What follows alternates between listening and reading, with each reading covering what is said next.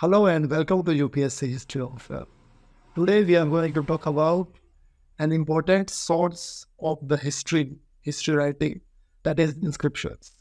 Inscriptions is considered indispensable in the serious study of history because of the reasons that we are going to study now.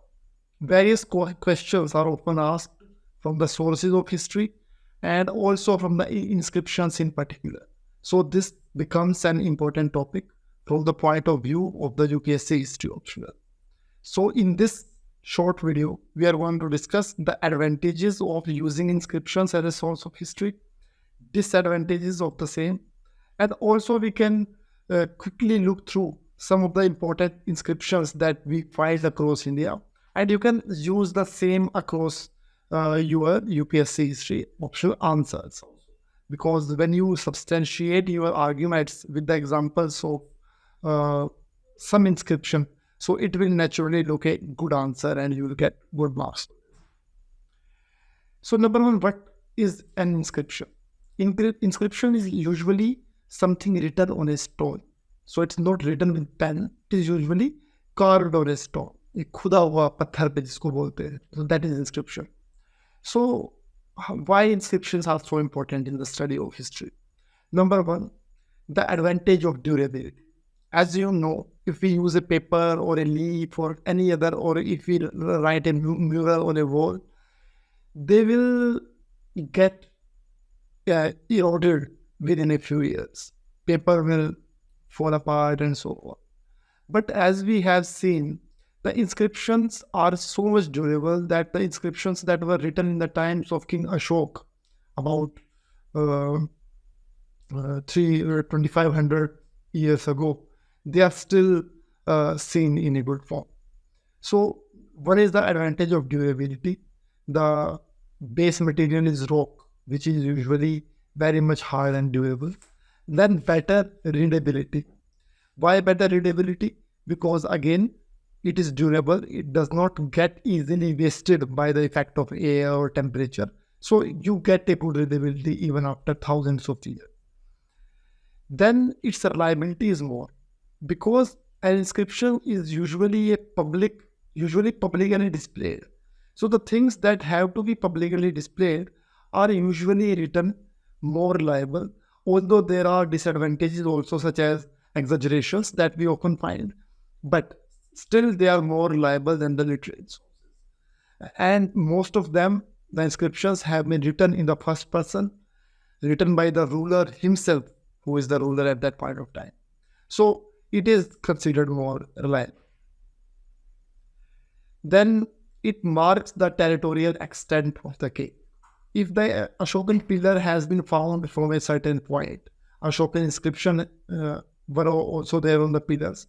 But even the rock edicts, if they are found across India here or there, you can imagine that the kingdom of Ashok was so much vast. So they give you an idea of the geographic extent of an empire. And similarly, they will tell you about the battles, like expeditions, etc., which is okay commonly when it is written there. So you will get the idea of the political events of that time. Then what are the disadvantages?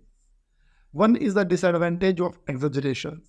So this is the same with the literary sources also, because whoever king commissions an inscription, he will or she will naturally want their themselves to appear more grand. So naturally the exaggerations will come there.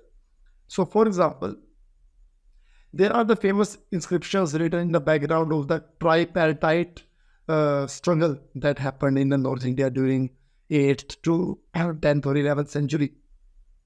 So when we see the inscriptions of the Vatsaraja or the Rashtrakuta kings or the Pala kings, all of them have exaggerated about their success in the tripartite struggle. So everyone has said that, okay, I won this war, I won this war, but they are conflicting claims. So naturally, exaggerations come. Then, incompleteness. Many of the inscriptions do not give us a full picture. For example, Gupta kings such as Skandagupta and Ravagupta, their names are not mentioned in the Gupta inscriptions genealogies. So we get their names from different sources, including the Kalhans Rajatarangiri, which is an excellent source of history. Questions have been asked time and again from the Kalhans Rajatarangiri, and we will make a separate video about that topic.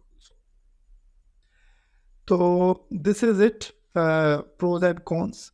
So now whenever you get to write a answer on the inscriptions in your paper, you also should mention the name of DC Sarkar. So DC Sarkar, he has argued that the inscriptions help in fixing the missing link in the political history. And DC Sarkar also says that there are certain rulers about whom we know only from inscriptions. We have no other source. For example, Kharavel of the Odisha, the famous Hati Gumpa, Rani Gumpa inscriptions. So Kharavel is such an important link of the history of the Eastern India. Without the Hati Gumpa inscription, we do not have any source which tells about the Kharavel. Similarly, there was a famous Gupta king, Buddhagupta. We know about him only from the Iran inscription, which was found in Madhya Pradesh, Iran. This inscription, by the way, is very famous since it highlights the Sati Pratha prevalent in India at that point of time. Then we will come to the classification of inscriptions. Here I will give you some categories of inscriptions, also some examples of the inscriptions. One is commemorative inscriptions. Inscriptions that commemorate something. For example, this is famous Rumindei pillar inscription, which marks the Ashoka's visit to Lumbini. Ashoka visited Buddha's birthplace, and here the pillar was erected. It is called Lumbini pillar inscription or Rumindei inscription. Here Ashoka also reduced the land revenue tax from the people. Similarly, there are donating inscriptions. Inscriptions which highlight the land donations which were made. So there are many such copper plate donating inscriptions. For example, particularly from the times of Pallavas, because in the South India, donations to temples was very prevalent. Even we find such Chola inscriptions also, but there are a prodigious amount of Pallava inscriptions which are donated in nature. Similarly, there are royal land grants, such as we find in the Satavahana times. Satavahanas also used to grant the land to the religious purposes. So we also find the royal land grants in the times of Satavahana also. There are other important inscriptions also. I'll tell you a few quickly. Hati Gumpa inscription, as I have just mentioned about the Kharavel. Then the Prayag inscription or the Allahabad inscription, also called Prayan Prasasti, belonging to Sudragupta, the Napoleon of India. So apart from this, there are Aihole inscription, Iran inscription, very famous inscription. Nasik inscription, where we find the name of Gautami Balasri, the famous Satavahana inscription. Similarly, Gwalior inscription of King Bhoj is also very famous. Then there is Girnar inscription or the Junagadh inscription also it is called. It is a bit of homework for you.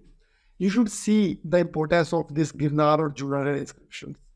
Several kings, one by one, updated this inscription, right from finding the Shaka king Rudradaman and up to the Gupta kings. So this is a very important inscription from the point of view of your history optional map sites, also as well as from the point of view of the answer writing.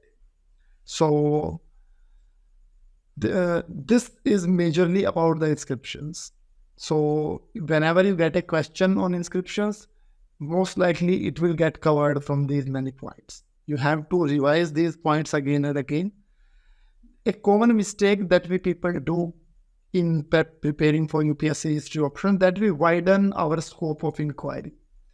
That also may be necessary sometimes. But in general, merely keeping in mind these standard points and standard examples and revising them several times so that they give you maximum benefit when you sit to write in the exam is the best strategy. So try to watch this video twice, thrice, make your notes and try to incorporate these points whenever you sit to write an answer. Thank you so much. See you in the next video.